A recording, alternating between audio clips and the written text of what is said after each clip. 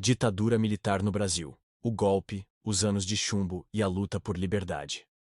Em 31 de março de 1964, o Brasil amanheceu diferente. Tanques ocupavam as ruas, o presidente João Goulart havia fugido e os militares assumiam o poder, com apoio de empresários, parte da imprensa e setores da sociedade civil.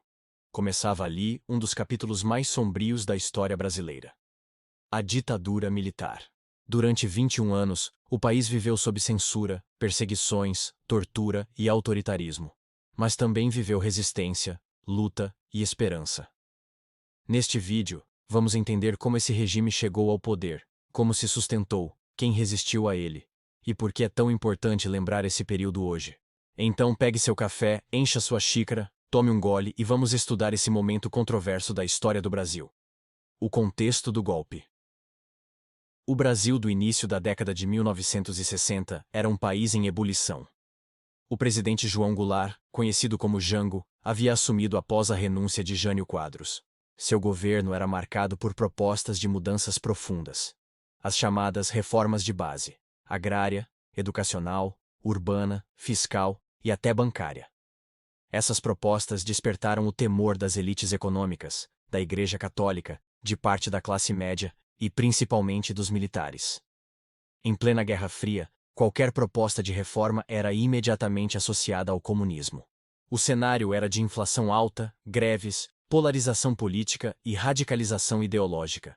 Em 1964, milhares foram às ruas na Marcha da Família com Deus pela Liberdade, pedindo a saída de Jango. O clima estava pronto para o golpe. O golpe militar. Na madrugada de 31 de março, tropas militares partiram de Minas Gerais rumo ao Rio de Janeiro. João Goulart tentou resistir, mas diante da adesão rápida dos comandantes militares em todo o país, acabou fugindo para o sul e, em seguida, para o exílio no Uruguai. No dia 2 de abril, o Congresso declarou vaga a presidência, mesmo com o presidente ainda em território nacional. Os militares tomavam o poder com apoio explícito de parte da elite econômica e da mídia. Nos primeiros dias, o discurso era de que o regime seria temporário, apenas para restabelecer a ordem. Mas logo ficou claro que não haveria retorno à democracia tão cedo. O regime se consolida. Para manter o poder, os militares criaram os chamados atos institucionais. O mais duro deles foi o AI-5, decretado em 1968. Esse ato autorizava o presidente a fechar o Congresso, cassar mandatos, suspender direitos políticos e instituiu a censura prévia à imprensa e às artes. O AI-5 marcou o início dos anos de chumbo, o período mais repressivo da ditadura. Centenas de pessoas foram presas arbitrariamente. Muitas foram torturadas. Outras, mortas ou desapareceram. A repressão era organizada por órgãos como o DOPS, o DOI-CODE e o Serviço Nacional de Informações, o SNI. Os porões da ditadura escondiam horrores que só viriam à tona anos depois.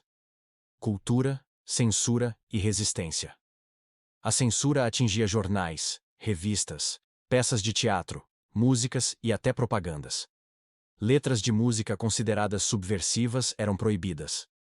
Trechos inteiros de jornais saíam com tarjas pretas. Mas a resistência também estava nas artes. Músicos como Chico Buarque, Caetano Veloso, Gilberto Gil e Geraldo Vandré desafiavam a repressão com canções que, por vezes, escondiam críticas nas entrelinhas. O teatro e o cinema também se tornaram trincheiras da resistência simbólica. Ao lado disso, surgiram movimentos de oposição armada. Grupos como a Ação Libertadora Nacional e a VAR Palmares passaram a praticar ações diretas contra o regime, como assaltos a bancos e sequestros políticos. Em resposta, a repressão se intensificou ainda mais. A caminho da redemocratização. A partir da década de 1970, o milagre econômico entrou em colapso. A inflação disparou, a dívida externa cresceu e os movimentos sociais, operários e estudantis começaram a ganhar força. Em 1979, foi aprovada a Lei da Anistia, pressionada por familiares de presos políticos e por setores democráticos. A anistia trouxe de volta ao Brasil exilados como Leonel Brizola e Darcy Ribeiro. Mas também anistiou torturadores e agentes da repressão.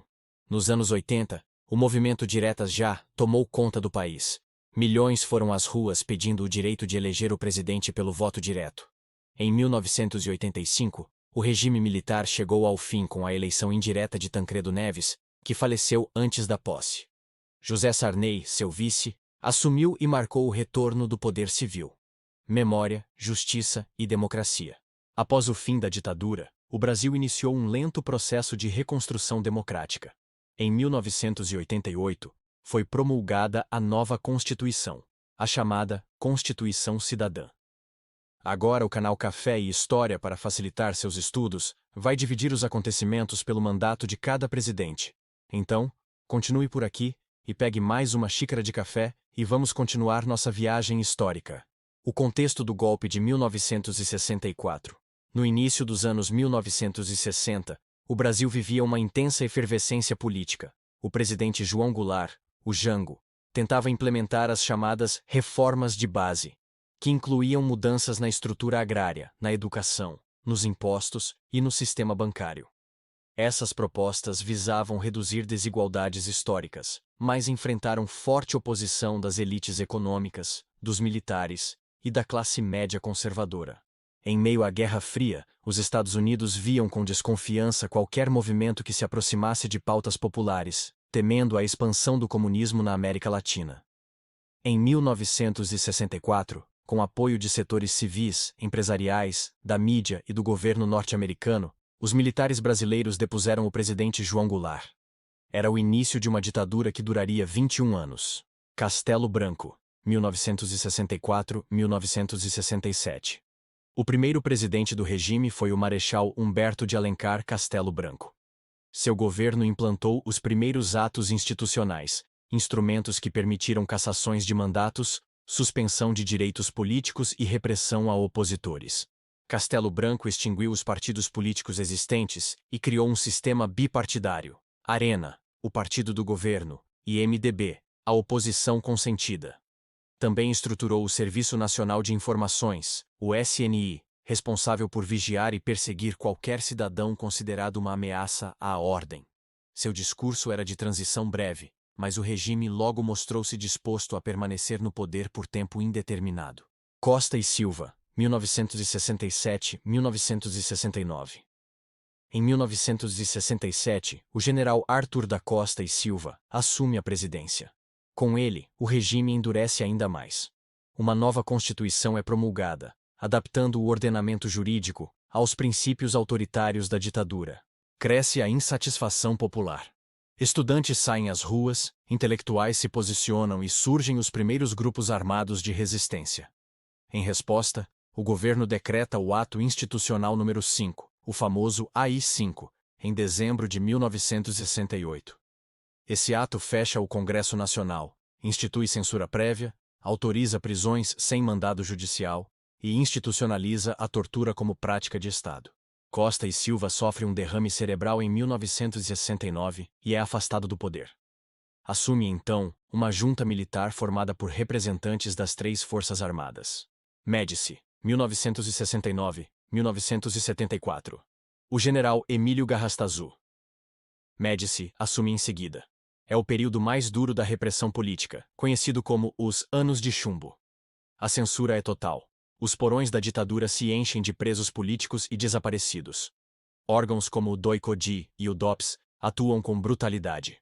Paradoxalmente, é também o auge do chamado milagre econômico.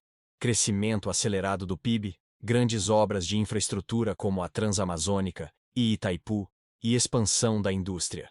Mas tudo isso às custas de uma concentração brutal de renda e do endividamento externo.